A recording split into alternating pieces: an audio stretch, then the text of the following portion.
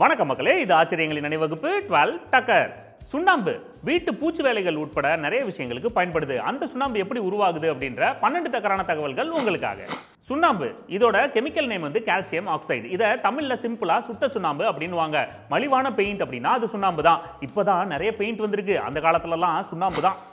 சுண்ணாம்பு அப்படின்ற ஒரு விஷயம் நேச்சுரலாக நமக்கு கிடைக்காது. இயற்கையாக கிடைக்கிற கால்சியம் கார்பனேட் இருக்கிற கிளிஞ்சல்கள், ஓடுகள், அப்புறம் சுண்ணாம்புகள், இதில் எல்லாத்துலேயுமே சுண்ணாம்பு இருக்கு. இதெல்லாம் நிறைய ப்ராசஸ் பண்ணி தான் நம்ம யூஸ் பண்ணுற சுண்ணாம்பு கிடைக்குது. நான் கூட ஏதோ ஒரு பெரிய மலையில் சுண்ணாம்பு இருக்கும், அதை எடுத்துருவாங்கன்னு நினைச்சேன். இயற்கையாக கிடைக்கக்கூடிய சுண்ணாம்புகள், கிளிஞ்சல்கள், ஓடுகள் இது எல்லாத்தையுமே செங்கல் சூளையில் ப்ராசஸ் பண்ணுவாங்கல்ல, அந்த மாதிரி ஹீட் பண்ணுவாங்க.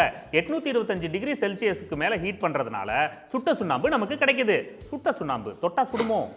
சுட்ட சுண்ணாம்பை தண்ணியோட மிக்ஸ் பண்ணி வச்சுட்டோம்னா அது நம்ம சுவாசிச்சாலோ இல்லை கண்ணில் பட்டாலோ தீவிரமான எரிச்சல் ஏற்படும். அது மட்டும் இல்லாமல் அதுக்காக நமக்கு தும்மல், இருமல் இது எல்லாமே ஏற்படும். ஆனாலுமே நம்ம ஊரில் பார்த்தீங்கன்னா இப்போ வரைக்கும் எந்த ஒரு பாதுகாப்பும் இல்லாமல் தான் சுண்ணாம்பு அடிக்கிறாங்க.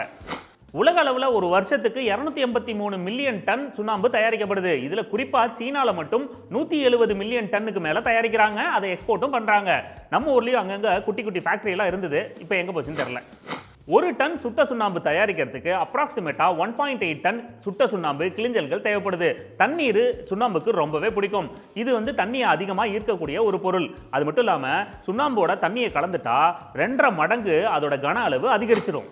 சுண்ணாம்பு உற்பத்தி பண்ற ப்ராசஸ் இன்னைக்கு நேத்து இல்லைங்க, பல்லாயிரம் வருஷத்துக்கு முன்னாடிலேருந்து நடந்துகிட்டு இருக்கு. இதுக்கு உதாரணமா ரோமானிய பேரரசுல அப்பவே சுண்ணாம்பு ப்ராசஸ்லாம் பண்ணியிருக்காங்க அப்படிங்கிறதுக்கு ஆதாரங்கள் நமக்கு கிடைச்சிருக்கு. அந்த காலத்திலே வீட்டுக்கு சுண்ணாம்பு அடிச்சு பலபலன்னு வச்சிருந்திருக்காங்க.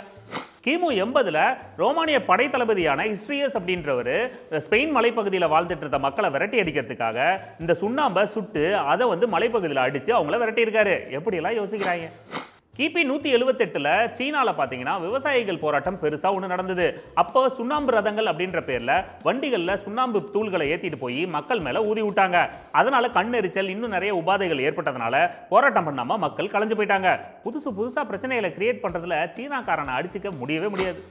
இங்கிலாந்துல 3ஆம் ஹென்றி ஆட்சி காலத்துல பிரெஞ்சு கப்பற்படை அவங்க மேல படையெடுத்திருக்கு. அப்போ இவங்க சின்ன சின்ன கப்பல் மூலியமா அங்க போய் அந்த பெரிய கப்பல்ல இந்த சுண்ணாம்பு தூளை தூவி விட்டுருவாங்களாம். அது கண்ணெரிச்சல் ஏற்படுத்தும் போது அந்த வீரர்களை அடிச்சு அந்த போர்ல ஜெயிச்சிருக்காங்க.